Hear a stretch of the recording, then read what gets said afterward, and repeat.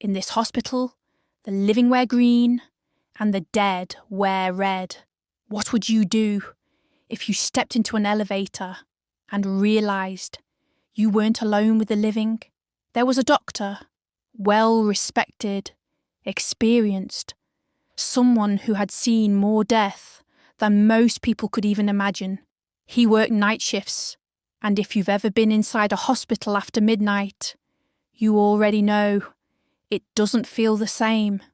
The halls are quieter, the lights feel colder, and sometimes it feels like something is watching you. This hospital had a system. Every patient wore a wristband. Green meant alive, red meant deceased. Simple, clear, efficient. There was no room for mistakes, or at least that's what everyone believed. One night, just past 2 a.m, the doctor was asked to retrieve supplies from the basement storage. Now, the basement was not a place anyone liked going. It was dim, quiet, and carried a strange, heavy feeling in the air. But work is work, so the doctor made his way to the elevator. The elevator doors opened with a soft metallic ding. Inside stood a woman. She looked like any other patient, calm, still. Patients were sometimes allowed to walk around at night, especially those who had been admitted for a long time. There was only one rule: be back in your room before 10 p.m. The doctor glanced at the clock. 2:07 a.m. He gave her a polite smile anyway. She didn't smile back. He stepped inside. Something felt off. The woman stood quietly in the corner, not moving, not speaking, just staring ahead. The doctor reached forward and pressed the button for the basement, and that's when he noticed something strange. No other button was lit. She hadn't selected a floor. Narrator, slower. So, where was she going? The elevator began to descend. The hum of the machinery echoed faintly. Too quiet, too still. The doctor tried to ignore the feeling creeping up his spine. Then, ding!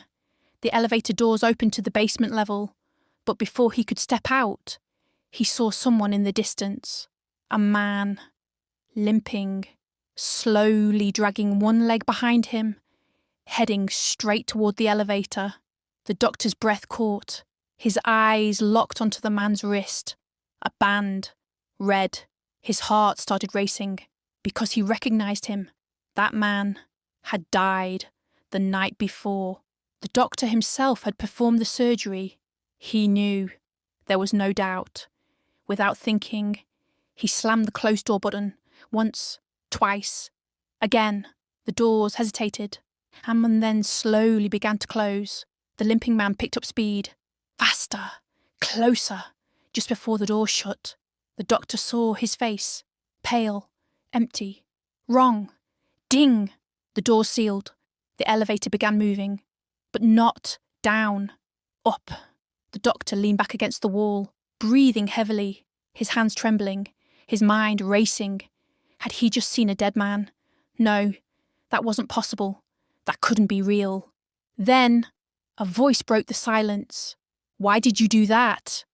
The doctor froze. Slowly, he turned his head toward her.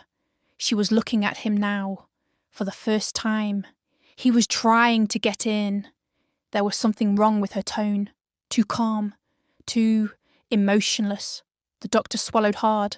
Doctor, did you see his wrist? A pause. Doctor, it was red. Another pause. Doctor, whispering, he died last night.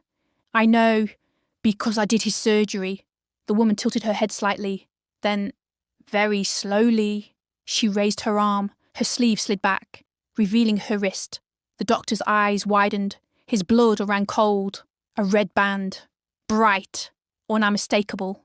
She smiled. Not wide. Not normal. Just enough. Woman.